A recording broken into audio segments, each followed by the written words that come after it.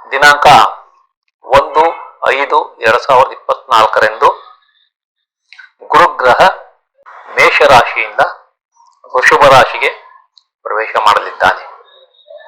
ಆದರೆ ಕೃತಿಕಾ ನಕ್ಷತ್ರದ 1ನೇ ಪಾದದಿಂದ ಕೃತಿಕಾ ನಕ್ಷತ್ರದ 2ನೇ ಪಾದಕ್ಕೆ ಪ್ರವೇಶ ಮಾಡಲಿದ್ದಾನೆ. ಇದರಿಂದ ನಕ್ಷತ್ರದಲ್ಲಿ ಬದಲಾವಣೆ ಆಗಿಲ್ಲ. ಇದನ್ನ ತಾವು ಅರ್ಥ ಮಾಡಿಕೊಳ್ಳಿ. ಆತ್ಮೀಯರೇ, ತಮಗೆಲ್ಲ ಆಸ್ಟ್ರೋ ಸೀಕ್ರೆಟ್ ಬೈ ಶಿವ ಚಾನಲ್ಗೆ ಆತ್ಮೀಯ ಸ್ವಾಗತ. ತಾವೆಲ್ಲ ನಾನು ಆಸ್ಟ್ರೋ ಸೀಕ್ರೆಟ್ ಬೈ ಶಿವ ಚಾನಲ್ನಲ್ಲಿ ಅಪ್ಲೋಡ್ ಮಾಡಿರುವ ವಿಡಿಯೋಗಳನ್ನ ನೋಡಿ ಅದರಲ್ಲಿರುವ ವಿಷಯಗಳನ್ನ ತಿಳಿದುಕೊಂಡು ಯಶಸ್ವಿಯಾಗುತ್ತೀರೆಂದು ನಂಬಿದ್ದೇನೆ. ನನ್ನ ಕೋರಿಕೆ ಏನೆಂದರೆ,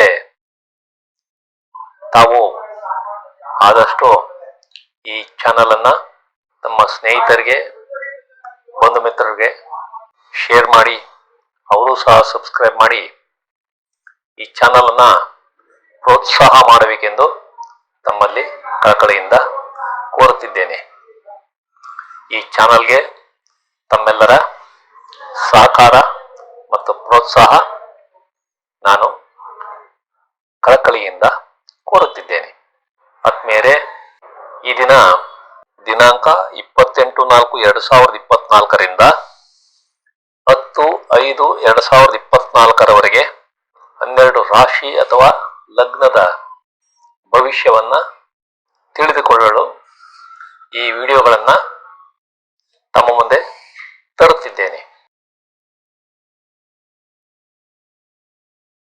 ಮೊದಲಿಗೆ ಈ ವಿಡಿಯೋಗಳನ್ನ ವೀಕ್ಷಿಸುವ ಮುನ್ನ ಈ ವಿಶೇಷ ಸೂಚನೆಯನ್ನ ತಾವು ಅರ್ಥ ಮಾಡಿಕೊಳ್ಳಬೇಕು. ರಾಶಿ ಚಕ್ರದಲ್ಲಿ ನವಗ್ರಹಗಳ ಸಂಚಾರದ ಮೇಲೆ ಪ್ರತಿಯೊಂದು ರಾಶಿ ಅಥವಾ ಲಗ್ನಕ್ಕೆ ಈ ಭವಿಷ್ಯವನ್ನ ಕೊಡಲಾಗಿದೆ. ಒಂದು ಗ್ರಹದಿಂದ, ಉದಾಹರಣೆಗೆ ಗುರು ಅಥವಾ ಶನಿಯ ಸಂಚಾರದ ಮೇಲೆ ಭವಿಷ್ಯವನ್ನ ಹೇಳಲಾಗುವುದಿಲ್ಲ. ಪ್ರತಿಯೊಂದು ಗ್ರಹವು ನಮ್ಮ ಭವಿಷ್ಯಕ್ಕೆ ತನ್ನದೇ ಆದ ಕೊಡುಗೆಯನ್ನ ನೀಡುತ್ತದೆ. ಪ್ರತಿಯೊಂದು ಗ್ರಹವು ಶುಭ ಮತ್ತು ಅಶುಭ ಎನ್ನುವುದು ಅವುಗಳು ಯಾವ ನಕ್ಷತ್ರದಲ್ಲಿ ಸಂಚಾರ ಮಾಡುತ್ತವೆ ಎಂಬುದರ ಮೇಲೆ ನಿರ್ಧಾರವಾಗುತ್ತದೆ.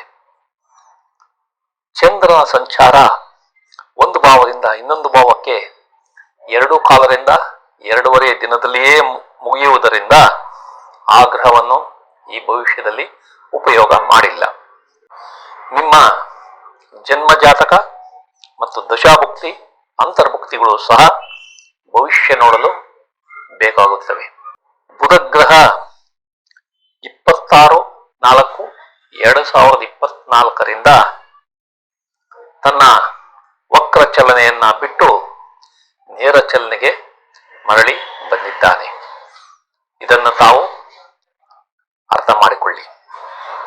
ನಂತರ ದಿನಾಂಕ 1/5/2024 ಗುರುಗ್ರಹ ಮೇಷರಾಶಿಯಿಂದ ವೃಷಭ ರಾಶಿಗೆ ಪ್ರವೇಶ ಮಾಡಲಿದ್ದಾನೆ. ಆದರೆ ಕೃತಿಕಾ ನಕ್ಷತ್ರದ 1ನೇ ಪಾದದಿಂದ ಕೃತಿಕಾ ನಕ್ಷತ್ರದ 2ನೇ ಪಾದಕ್ಕೆ ಪ್ರವೇಶ ಮಾಡಲಿದ್ದಾನೆ. ಇದರಿಂದ ನಕ್ಷತ್ರದಲ್ಲಿ ಬದಲಾವಣೆ ಆಗಿಲ್ಲ. ಇದನ್ನ ತಾವು ಅರ್ಥ ಮಾಡಿಕೊಳ್ಳಿ.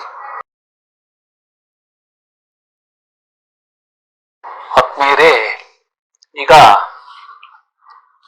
ದಿನಾಂಕ 28/4/2024 ದಿನಾಂಕ 10/5/2024 ಮೇಷರಾಶಿ ಅಥವಾ ಲಗ್ನದ ಭವಿಷ್ಯವನ್ನ ತಿಳಿದುಕೊಳ್ಳೋಣ. ನಿಮ್ಮ ಹಣಕಾಸು ಮತ್ತು ಸಂಪತ್ತು ವೃದ್ಧಿಯಾಗುವ ಸಂಭವ ಇದೆ. ನಿಮ್ಮ ಕುಟುಂಬದಲ್ಲಿ ಮಕ್ಕಳ ಜನನವಾಗಬಹುದು. ನಿಮ್ಮದು ಉತ್ತಮ ಮಾತಿನ ಸಾಮರ್ಥ್ಯ ಮತ್ತು ಮಾತಿನಲ್ಲಿ ನೈವಂತಿಕೆ ಚೆನ್ನಾಗಿದೆ. ನಿಮಗೆ ಹೆಚ್ಚು ಲಾಭ ಮತ್ತು ಕಡಿಮೆ ನಷ್ಟ ಕಂಡುಬರುತ್ತದೆ. ನಿಮ್ಮ ಸ್ಟಾಕ್ ಮತ್ತು ಷೇರುಗಳ ವಹಿವಾಟು ಯಶಸ್ವಿಯಾಗಲಿದೆ. ನೀವು ಬಂಗಾರದ ಒಡವೆಗಳನ್ನು ತೆಗೆದುಕೊಂಡು ಸಂತೋಷ ಪಡುತ್ತೀರಿ. ನಿಮ್ಮ ತಾಯಿಗೆ ಲಾಭ ಮತ್ತು ಮಕ್ಕಳ ಯಶಸ್ಸನ್ನ ಕಾಣುತ್ತೀರಿ. ನಿಮ್ಮ ತಂದೆಯ ಆರೋಗ್ಯ ಸುಧಾರಣೆಯಾಗುತ್ತದೆ. ನಿಮ್ಮ ಹಿರಿಯ ಸಹೋದರ ಮನೆ ಅಥವಾ ವಾಹನವನ್ನ ಖರೀದಿ ಮಾಡಬಹುದು. ನಿಮ್ಮ ಆಲೋಚನೆಗಳನ್ನ ವ್ಯಕ್ತಪಡಿಸುವ ಸಾಮರ್ಥ್ಯ ಚೆನ್ನಾಗಿದೆ. ನಿಮ್ಮ ಮಕ್ಕಳಿಗೆ ವೃತ್ತಿಪರ ಯಶಸ್ಸು ಚೆನ್ನಾಗಿರುತ್ತದೆ. ನಿಮ್ಮ ತಾಯಿ ಸಂತೋಷವಾಗಿದ್ದು ಒಳ್ಳೆಯ ಆರೋಗ್ಯ ಹೊಂದಿರುತ್ತಾರೆ. ನೀವು ಸ್ವಂತ ಮನೆಯನ್ನ ಖರೀದಿ ಮಾಡಬಹುದು. ನಿಮ್ಮ ಮನೆಯಲ್ಲಿ ಶಾಂತವಾದ ವಾತಾವರಣ ಇರುತ್ತದೆ. ನೀವು ವಾಹನ, ಜಮೀನು ಅಥವಾ ತೋಟವನ್ನ ಖರೀದಿ ಮಾಡಬಹುದು. ನಿಮಗೆ ಪಿತ್ರಾರ್ಜಿತ ಆಸ್ತಿಗಳು ಲಭ್ಯವಾಗುವ ಸಂಭವ ಇದೆ. ನಿಮ್ಮ ಮಕ್ಕಳ ಸ್ಕೂಲ್ ವಿದ್ಯಾಭ್ಯಾಸ ಯಶಸ್ಸು ಕಾಣಲಿದೆ.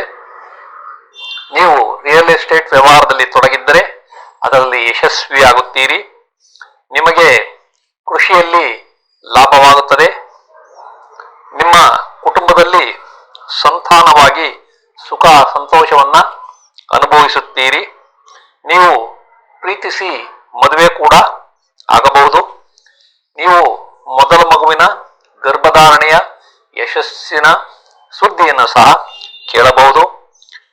ನೀವು ಲಲಿತ ಕಲೆಗಳ ಕಲಿಕೆ ಮತ್ತು ಅದರಲ್ಲಿ ಯಶಸ್ಸನ್ನ ಕಾಣುತ್ತೀರಿ. ನೀವು ಸಿನಿಮಾ ಅಥವಾ ಧಾರಾವಾಹಿಗಳಲ್ಲಿ ಕೆಲಸ ಮಾಡುವವರಾಗಿದ್ದರೆ ಮತ್ತು ಕ್ರೀಡಾಪಟುವಾಗಿದ್ದರೆ ಈ ಅವಧಿಯಲ್ಲಿ ತಮಗೆ ಯಶಸ್ಸು ಕಂಡುಬರುತ್ತದೆ. ನಿಮ್ಮ ಸಂಗಾತಿ ಮತ್ತು ಪಾಲುದಾರರಿಗೆ ಅದೃಷ್ಟ ಕಂಡುಬರಲಿದೆ. ನಿಮಗೆ ಒಳ್ಳೆಯ ನೆಮ್ಮದಿ ಮತ್ತು ಪೂರ್ಣ ತೃಪ್ತಿ ಸಿಗುತ್ತದೆ. ನಿಮ್ಮ ಕಾಯಿಲೆಗಳು ಉಲ್ಬಣವಾಗಬಹುದು. ನಿಮ್ಮ ಹುಚ್ಚುತನ, ಜಿಪುಣತನ ಜಾಸ್ತಿಯಾಗಿ ಆತಂಕಗಳು ಹೆಚ್ಚಾಗಬಹುದು. ನೀವು ಕೆಲಸದಲ್ಲಿ ಯಶಸ್ವಿಯಾಗುತ್ತೀರಿ. ನಿಮಗೆ ಕಾರ್ಮಿಕರ ಸಹಕಾರ ಚೆನ್ನಾಗಿದೆ. ನೀವು ಸಾಲ ಕೊಟ್ಟ ಹಣ ವಾಪಸ್ ಸಿಗಬಹುದು. ನೀವು ವ್ಯಾಪಾರದಲ್ಲಿ ಅಥವಾ ಕಚೇರಿಯಲ್ಲಿ ಬಾಕಿ ಬರಬೇಕಾದ ಹಣ ಕೈ ಸೇರಬಹುದು. ನಿಮ್ಮ ಬಾಡಿಗೆದಾರರಿಂದ ನಿಮಗೆ ಸಹಾಯವಿದೆ. ನಿಮ್ಮ ಸಾಕು ಪ್ರಾಣಿಗಳಿಂದ ನೆಮ್ಮದಿಯನ್ನ ಕಾಣುತ್ತೀರಿ. ಈ ಅವಧಿಯಲ್ಲಿ ನಿಮಗೆ ದ್ವೇಷ ಮತ್ತು ಅಸೂಯೆ ಕಡಿಮೆ ಇರುತ್ತದೆ. ನಿಮ್ಮ ಮೊದಲ ಮಕ್ಕಳ ಕೆಲಸ ಮತ್ತು ಅವರ ಬ್ಯಾಂಕ್ನಲ್ಲಿನ ಹಣಕಾಸು ಯಶಸ್ಸು ಕಾಣುತ್ತದೆ. ನಿಮ್ಮ ಪಾಲುದಾರರು ಹೂಡಿಕೆಯನ್ನ ಹೆಚ್ಚು ಮಾಡುವ ಸಂಭವ ಇದೆ. ನಿಮ್ಮ ಮದುವೆ ನಿಶ್ಚಯವಾಗಬಹುದು. ನಿಮ್ಮ ಸಂಗಾತಿಯೊಂದಿಗೆ ಒಳ್ಳೆಯ ಸಂಬಂಧವನ್ನ ಹೊಂದುತ್ತೀರಿ. ನೀವು ವ್ಯವಹಾರದಲ್ಲಿ ಪಾಲುದಾರರ ಸಹಕಾರವನ್ನು ಕೂಡ ಹೊಂದುತ್ತೀರಿ. ನಿಮ್ಮ ಕೋರ್ಟ್ ವ್ಯಾಜ್ಯಗಳು, ದಾವೆಗಳು ಮತ್ತು ಕಾಂಟ್ರಾಕ್ಟ್ಗಳು ಯಶಸ್ವಿಯಾಗುತ್ತವೆ. ನೀವು ಸುಖಕರ ಪ್ರಯಾಣವನ್ನ ಅನುಭವಿಸುತ್ತೀರಿ. ನಿಮ್ಮ ವಿದೇಶದಲ್ಲಿನ ಸಂಬಂಧ ಉತ್ತಮವಾಗಿದ್ದು ಯಶಸ್ಸು ಕಾಣುತ್ತೀರಿ. ನಿಮ್ಮ ದೀರ್ಘಾಯುಷ್ಯಕ್ಕೆ ತೊಂದರೆ ಬರಬಹುದು, ಹುಷಾರಾಗಿರಿ. ನಿಮಗೆ ತಾಯಿಯ ಸ್ಥಿರಾಸ್ತಿ ಸಿಗಬಹುದು. ನಿಮ್ಮ ತಂದೆಯ ಸ್ನೇಹಿತರೊಂದಿಗೆ ಪಾಲುದಾರಿಕೆ ವ್ಯವಹಾರ ಮಾಡಬಹುದು. ನೀವು ಸಮಾಜದಲ್ಲಿ ಮುಕ್ತವಾಗಿ ಬೆರೆಯುತ್ತೀರಿ. ನಿಮಗೆ ಸಾರ್ವಜನಿಕರೊಂದಿಗೆ ಉತ್ತಮ ಸಂಪರ್ಕ ಸಿಗಲಿದೆ. ನಿಮ್ಮ ಉನ್ನತ ವ್ಯಾಸಂಗ ಯಶಸ್ಸು ಕಾಣುತ್ತದೆ. ನಿಮಗೆ ಕೆಲಸದಲ್ಲಿ ಉತ್ತಮ ಬದಲಾವಣೆ ಕಂಡುಬರಲಿದೆ. ನಿಮ್ಮ ತಂದೆಯು ಸಂತೋಷವಾಗಿರುತ್ತಾರೆ. ನಿಮ್ಮ ಹಣದ ಚಲಾವಣೆ ಚೆನ್ನಾಗಿರಲಿದೆ. ನೀವು ಯಶಸ್ವಿ ದೇವತಾರಾಧನೆ ಮತ್ತು ತೀರ್ಥಯಾತ್ರೆಗಳನ್ನ ಆನಂದಿಸುತ್ತೀರಿ. ನಿಮ್ಮ ಸಂಶೋಧನೆ ಮತ್ತು ಆವಿಷ್ಕಾರಗಳು ಪ್ರಕಟಗೊಂಡು ಯಶಸ್ಸು ಕಾಣುತ್ತವೆ. ನೀವು ಈ ಅವಧಿಯಲ್ಲಿ ಒಳ್ಳೆಯ ಧರ್ಮ ಕಾರ್ಯಗಳನ್ನ ಮಾಡುತ್ತೀರಿ. ನೀವು ಸಂತಸದ ಹಡಗು ಅಥವಾ ವಿಮಾನದಲ್ಲಿ ದೂರ ಪ್ರಯಾಣವನ್ನ ಆನಂದಿಸುತ್ತೀರಿ. ನಿಮ್ಮ ಪುಸ್ತಕ ಪ್ರಕಟಣೆಗಳು ಪ್ರಕಟಗೊಂಡು ಯಶಸ್ವಿಯಾಗುತ್ತವೆ. ನಿಮಗೆ ಸ್ಥಿರಾಸ್ತಿಗಳು ಲಭ್ಯವಾಗುವ ಸಂಭವ ಇದೆ. ನಿಮ್ಮ ಮಕ್ಕಳ ಶೇರ್ ಮಾರುಕಟ್ಟೆ ಲಾಭಗಳು ಮತ್ತು ಅದರಿಂದ ಸಂತೋಷವನ್ನ ಹೊಂದುತ್ತೀರಿ. ನಿಮ್ಮ ಹೂಡಿಕೆಗಳಲ್ಲಿ ಯಶಸ್ಸನ್ನ ಕಾಣುತ್ತೀರಿ. ನೀವು ಸಾಲ ಮರುಪಾವತಿ ಮಾಡಬಹುದು. ನಿಮ್ಮ PhD ಪದವಿ ಯಶಸ್ಸು ಕಾಣುತ್ತದೆ. ನಿಮಗೆ ಈ ಅವಧಿಯಲ್ಲಿ ಸಿಟ್ಟು ಕಡಿಮೆ ಇರುತ್ತದೆ. ನೀವು ಕುಟುಂಬದಿಂದ ದೂರ ಅಂದರೆ ಸ್ಥಳ ಬದಲಾವಣೆ ಮಾಡಬೇಕಾಗಬಹುದು. ನೀವು ವಿದೇಶವಾಸಕ್ಕೆ ಯತ್ನಿಸುತ್ತಿದ್ದರೆ ಅದರಲ್ಲಿ ಯಶಸ್ಸನ್ನ ಕಾಣುತ್ತೀರಿ. ನಿಮಗೆ ದತ್ತಿ ಸಂಸ್ಥೆಗಳ ಸಹಾಯ ಸಿಗಲಿದೆ. ನೀವು ಕೆಲಸದಿಂದ ವಜಾ ಆಗಿದ್ದರೆ ಮರು ನೇಮಕವಾಗುವ ಸಂಭವ ಇದೆ. ನಿಮ್ಮ ಖರ್ಚು ಕಡಿಮೆಯಾಗಿ ಉಳಿತಾಯ ಹೆಚ್ಚಾಗುವ ಸಂಭವ ಕಾಣುತ್ತಿದೆ. ನಿಮ್ಮ ಸ್ನೇಹಿತರು, ಹಿಂಬಾಲಕರು ಮತ್ತು ಸಹೋದ್ಯೋಗಿಗಳು ಕಿರಿಕಿರಿ ಕೊಡುತ್ತಾರೆ. ನಿಮ್ಮ ಆಕಾಂಕ್ಷೆಗಳು ಮತ್ತು ಬಯಕೆಗಳು ಈಡೇರಿಕೆ ಕಷ್ಟವಾಗುತ್ತದೆ. ನೀವು ಕೈ ಹಾಕಿದ ಕಾರ್ಯಗಳಲ್ಲಿ ಜಯ ಸಿಗುವುದು ಸಾಧ್ಯವಿಲ್ಲ. ನಿಮ್ಮ ವಿದೇಶಿ ಸಹಭಾಗಿತ್ವ ಕಷ್ಟ ಎನಿಸುತ್ತದೆ. ನಿಮಗೆ ಲಾಭಕ್ಕಿಂತ ನಷ್ಟ ಜಾಸ್ತಿ ಕಂಡುಬರಲಿದೆ. ನಿಮ್ಮ ಪಾಲುದಾರರಲ್ಲಿ ಸಾಮರಸ್ಯದ ಕೊರತೆ ಉಂಟಾಗಲಿದೆ. ನೀವು ಆಸ್ಪತ್ರೆಗೆ ಸೇರಿದ್ದರೆ ಅಲ್ಲಿಂದ ಬಿಡುಗಡೆ ನಿಧಾನವಾಗಲಿದೆ. ನಿಮಗೆ ಬಲಿಷ್ಠ ಶತ್ರುಗಳಿಂದ ಸೋಲು ಕಂಡುಬರಲಿದೆ. ನಿಮ್ಮ ಸಾರ್ವಜನಿಕ ಗೌರವ, ಹೆಸರು ಮತ್ತು ಖ್ಯಾತಿಗೆ ಕುಂದು ಬರಬಹುದು. ನಿಮ್ಮ ಜವಾಬ್ದಾರಿಗಳು ಹೆಚ್ಚಾಗಿದ್ದು ಯಶಸ್ಸು ಕಡಿಮೆ ಇರುತ್ತದೆ. ನಿಮ್ಮ ವೃತ್ತಿ, ಬಡ್ತಿ ಮತ್ತು ನೇಮಕಾತಿ ಈ ಅವಧಿಯಲ್ಲಿ ಸಾಧ್ಯವಿಲ್ಲ. ನೀವು ಕೆಲಸದಲ್ಲಿ ವರ್ಗಾವಣೆ ಸಾಧ್ಯತೆ ಕಡಿಮೆ ಇದೆ. ನಿಮಗೆ ಸರ್ಕಾರದಿಂದ ಬರಬೇಕಾದ ಸನ್ಮಾನ ತಪ್ಪಬಹುದು. ನಿಮಗೆ ತಂದೆಯ ಆಸ್ತಿ ಸಿಗುವುದಿಲ್ಲ. ನಿಮ್ಮ ಕೆಲವು ವಸ್ತುಗಳು ಕಳ್ಳತನವಾಗುವ ಸಂಭವ ಇದೆ. ನಿಮ್ಮ ತಂದೆ ತಾಯಿಗೆ ಆರೋಗ್ಯ ಸಮಸ್ಯೆ ಬರಬಹುದು, ಜಾಗ್ರತೆ ವಹಿಸಿ. ನಿಮ್ಮ ಸಂಗಾತಿಯ ಜೊತೆ ಒಳ್ಳೆಯ ಸಂಬಂಧ ಇರುತ್ತದೆ. ನಿಮ್ಮ ಮಕ್ಕಳ ಅನಾರೋಗ್ಯ ಸಮಸ್ಯೆ ಕಾಡಲಿದೆ. ನಿಮ್ಮ ತಂದೆಯ ಆಸ್ತಿಯಿಂದ ತೊಂದರೆಯನ್ನ ಅನುಭವಿಸುತ್ತೀರಿ. ನೀವು ಸಾಲ ಮತ್ತು ವ್ಯಾಜ್ಯಗಳಲ್ಲಿ ಸಿಕ್ಕಿಕೊಳ್ಳಬಹುದು. ನಿಮ್ಮ ಕಿರಿಯ ಸಹೋದರರಿಗೆ ಜೀವಕ್ಕೆ ಅಪಾಯವಿದೆ. ನಿಮ್ಮ ತಾಯಿಯ ಶತ್ರುಗಳಿಂದ ತೊಂದರೆ ಬರಬಹುದು.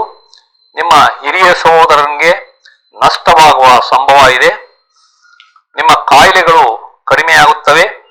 ನಿಮ್ಮ ಹುಚ್ಚುತನ ಮತ್ತು ಜಿಪುಣತನ ಕೂಡ ಕಡಿಮೆ ಆಗುತ್ತವೆ. ನೀವು ಸರಿಯಾದ ಸಮಯಕ್ಕೆ ಊಟ ಮಾಡಲು ಆಗುವುದಿಲ್ಲ. ನಿಮ್ಮ ಕೆಲಸದಲ್ಲಿ ಯಶಸ್ಸು ಕಡಿಮೆಯಾಗುತ್ತದೆ. ನೀವು ಹಣವನ್ನ ಸಾಲ ಕೊಡಬೇಡಿ. ನಿಮ್ಮ ವ್ಯಾಪಾರದಲ್ಲಿ ಅಥವಾ ಕಚೇರಿಯಲ್ಲಿ ಬಾಕಿ ಬರಬೇಕಾದ ಹಣ ಬರದಿರಬಹುದು. ನಿಮ್ಮ ತಂದೆ ವ್ಯಾಪಾರ ಮತ್ತು ಕೆಲಸದಲ್ಲಿ ತೊಂದರೆ ಕಾಣುತ್ತಿದೆ. ನಿಮ್ಮ ಹಿರಿಯ ಸಹೋದರರಿಗೆ ಆರೋಗ್ಯದಲ್ಲಿ ತೊಂದರೆ ಬರಬಹುದು. ನಿಮಗೆ ನೆಮ್ಮದಿ ಇಲ್ಲದಂತಾಗುವುದು. ನಿಮ್ಮ ಕಾರ್ಮಿಕರಿಂದ ತೊಂದರೆಯನ್ನ ಅನುಭವಿಸುತ್ತೀರಿ. ನೀವು ಸಾಲಕ್ಕೆ ಅರ್ಜಿ ಸಲ್ಲಿಸಿದ್ದರೆ ಅದರಲ್ಲಿ ಸಮಸ್ಯೆ ಬರಲಿದೆ. ನಿಮ್ಮ ಬಾಡಿಗೆದಾರರಿಂದ ಕಿರಿಕಿರಿ ಕೂಡ ಅನುಭವಿಸುತ್ತೀರಿ. ನಿಮ್ಮ ಮೊದಲ ಮಕ್ಕಳ ಕೆಲಸದಲ್ಲಿ ತೊಂದರೆ ಕಂಡುಬರಬಹುದು. ನಿಮ್ಮ ಪಾಲುದಾರರ ಹೂಡಿಕೆ ಕಡಿಮೆಯಾಗಿ ನಿಮಗೆ ನಷ್ಟವಾಗುವ ಸಂಭವ ಇದೆ. ನಿಮ್ಮ ಕೆಲಸ ಮಾಡುವ ಹುಮ್ಮಸ್ಸು ಕಡಿಮೆಯಾಗುತ್ತದೆ. ನಿಮ್ಮ ಬುದ್ಧಿಮತ್ತೆ ಮಂಕಾಗಿ ಓದುವ ಹಂಬಲ ಕಡಿಮೆ ಇರುತ್ತದೆ. ನಿಮ್ಮ ಧೈರ್ಯ ಕುಂದುವ ಸಂಭವ ಇದೆ. ನಿಮ್ಮ ಪತ್ರ ವ್ಯವಹಾರ ಮತ್ತು ಅಗ್ರಿಮೆಂಟ್ಗಳ ಸಹಿ ನಿಧಾನವಾಗುತ್ತದೆ. ಈ ಅವಧಿಯಲ್ಲಿ ನೀವು ಮನೆ ಬದಲಾವಣೆಗಾಗಿ ಯತ್ನಿಸಿದರೆ ಅದು ಸಾಧ್ಯವಿಲ್ಲ. ನಿಮ್ಮ ಆಸ್ತಿ ವಿಭಜನೆ ಮಾಡಬೇಕೆಂದಿದ್ದರೆ ಅದು ಸಹ ನಿಧಾನವಾಗುತ್ತದೆ. ಈ ಅವಧಿಯಲ್ಲಿ ನಿಮಗೆ ಒಳ್ಳೆಯ ಆಹಾರ ಸೇವನೆ ಮಾಡಲು ಸಾಧ್ಯವಿಲ್ಲ.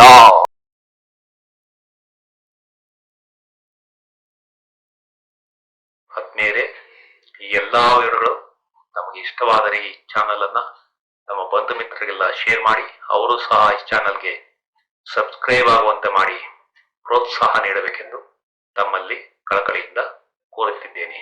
ವಂದನೆಗಳು.